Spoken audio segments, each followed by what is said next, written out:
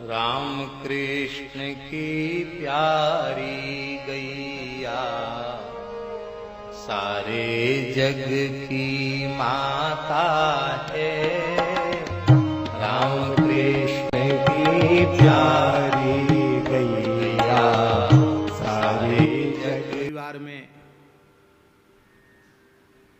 एक माता थी, ब्राह्मणी।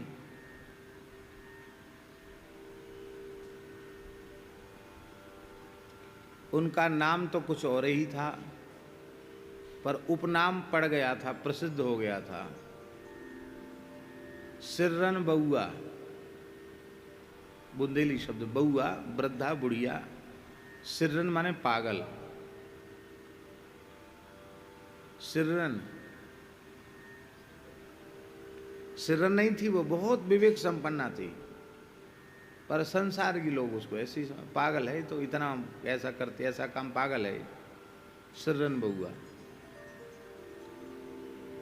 तो उस समय भयंकर अकाल पड़ा हुआ था। ऐसा अकाल था कि मारवाड़ तो उस समय खाली हो गया था, और ये हालत थी, पूरे देश में अकाल था। लोग वृक्ष की छाल भी कूट कर उबाल कर खा गए थे। बहुत खराब हालत थी। लोग सोना लेके घूम रहे थे कि सोने के बदले हमें अन्न मिल जाए, पर अन्न दुर्लभ था। और उस समय कुछ अंत्यज निम्न जाति के लोग, अत्यंत गरीब परिवार के परिवार, वो भूखे प्यासे बच्चे, ऐसी हालत हो रही थी भूख के मारे के अब मरे कि तब मरे बच्चे, ऐसी हालत।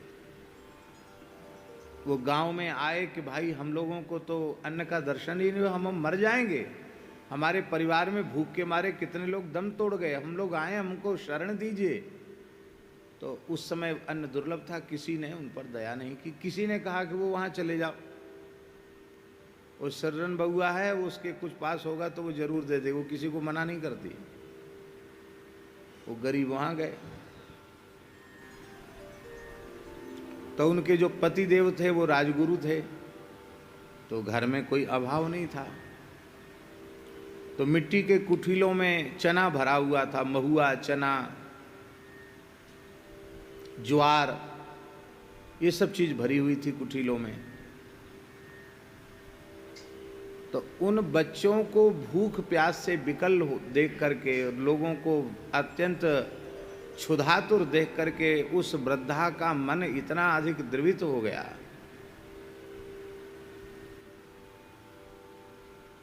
कि उसने कहा कि कोई बात नहीं, हम सबको देते हैं। तो कुठीला आवेश में एक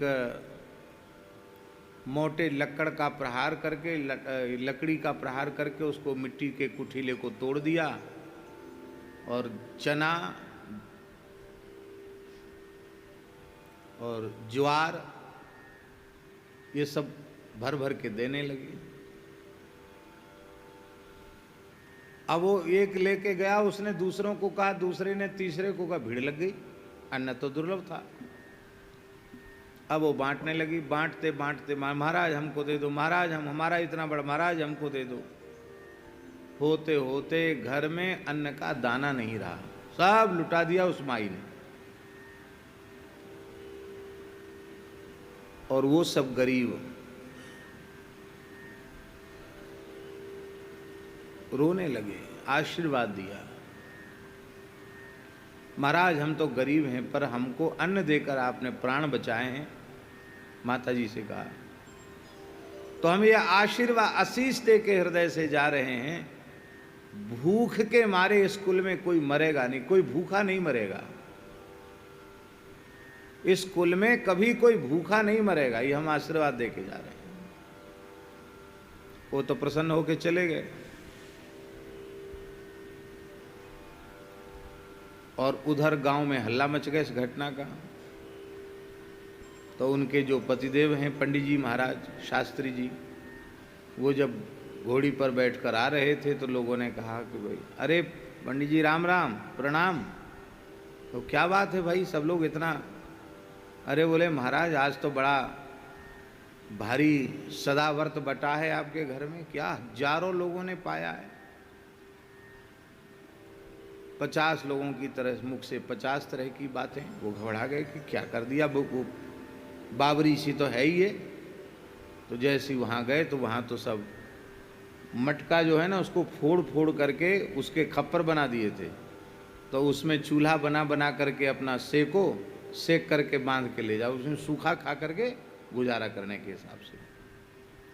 तो पूरे आंगन में चूल्हे चूल्हे थे, लकड़ी और ये सब पड़ा था।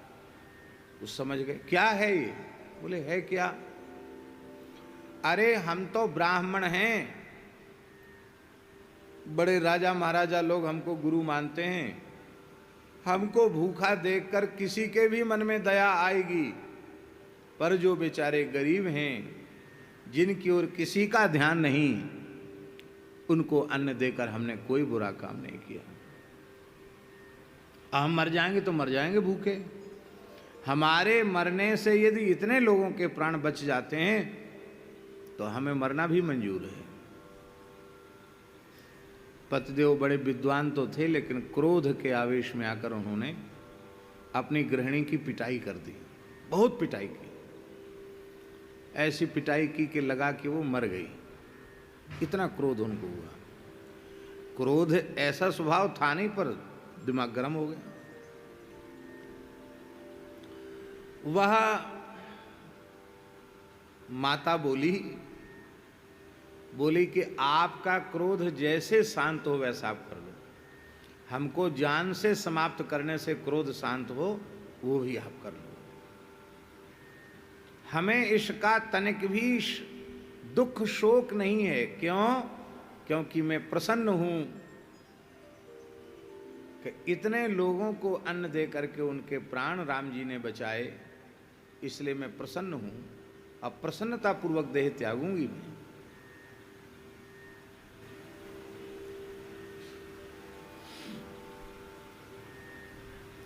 बेहोश हो गई, लोगों ने उनको पकड़ लिया और फिर रुई में रख करके जैसे तैसे उनके शरीर को, फिर बहुत दिन तक वो जीवित रही, स्वस्थ हो गई। तो अब उनको पश्चाताप हुआ कि मैंने अपनी गृहिणी पर, एक पतिव्रता पर प्रहार किया, ये तो बहुत अनुचित है। देखो बहुत कान खोलकर सुनने की बात है। स्त्री के ऊपर हाथ उठाने वाले पुरुष के सारे पुण्य नष्ट हो जाते हैं, उसके हाथ से देवता पूजा ग्रहण नहीं करते हैं, उसके हाथ से पितर जल तर्पण श्राद्ध आदि स्वीकार नहीं करते हैं। स्त्रियों का सदा सत्कार करना, स्त्रियों पर प्रहार नहीं करना चाहिए।